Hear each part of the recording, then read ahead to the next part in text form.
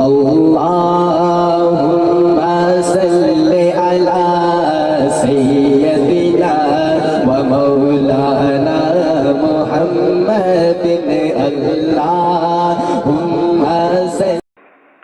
أعوذ بالله من الشيطان الرجيم.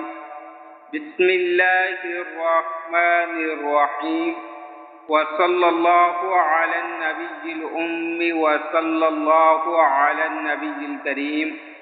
اگر کوئی شخص شیطانی وساوس سے پریشان ہو اور شیطانی خیالات اس کو کسی طور سے بھی سکون سے رہنے نہیں دیتے تو اس کو پریشان ہونے کی ضرورت نہیں.